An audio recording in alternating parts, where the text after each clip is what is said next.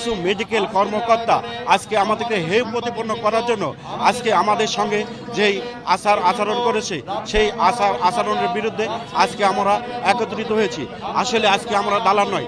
আজকে যদি আমরা দালাল হতো তাহলে আজকে আপনারা জানেন যখন করোনা ভাইরাস হয় তখন আমরা মৃত্যুকে মাথায় নিয়ে আজকে আমরা মানুষের দ্বারে দ্বারে মানুষের সেবায় পৌঁছে দিতে পারি।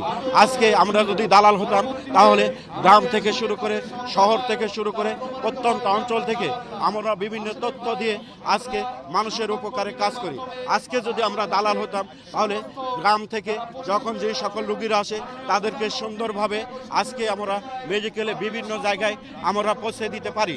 আজকে আমরা যদি দালাল হতাম তাহলে আজকে এদেশের শিক্ষিত সমাজ টোটালটাই দালাল। আমরা রিপ্রেজেন্টেটিভ, আমরা আপনাদেরই ভাই, আপনাদেরই সন্তান। আমরা কিন্তু অন্য দেশের কোনো বাসিন্দা না, এই বাংলাদেশেরই মানুষ। আমরা বিভিন্ন ইউনিভার্সিটি থেকে লেখাপড়া করে আজকে বিভিন্ন ডিপার্টমেন্ট থেকে গ্র্যাজুয়েশন মাস্টার্স কমপ্লিট করে আমরা এখানে উপস্থিত হয়েছি, এই জবে আমরা অধিষ্ঠিত হয়েছি।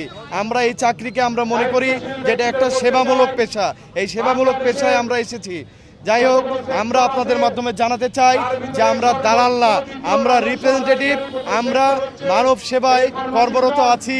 ডক্টর স্যারদেরকে আমরা বিভিন্নভাবে বিভিন্ন তথ্য, প্রোডাক্টের ইনফরমেশন, ডোজেস গাইডলাইন এগুলো দিয়ে আমরা তাদেরকে সহায়তা করি। মনে করি আমাদের ডাক্তাররা আমাদের প্রাণ, তারা আমাদেরকে তাদের যেমন আমাদের প্রয়োজন আছে, আমাদেরও তেমন তাদের প্রয়োজন আছে।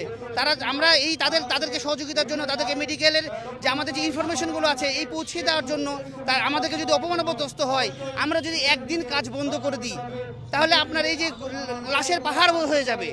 আমরা চাই না যে আমাদের এই কর্মবিরতি বা কোনো কারণে আপনার কোনো সাধারণ জনগণ অসুস্থ হয়ে পড়ুক, তারা মৃত্যুবরণ করুক, আমরা চাই না। কিন্তু আমরা চাই যে আমাদের সম্মান, আমরা যে কোনো জায়গাতে গেলে অসম্মানিত হই।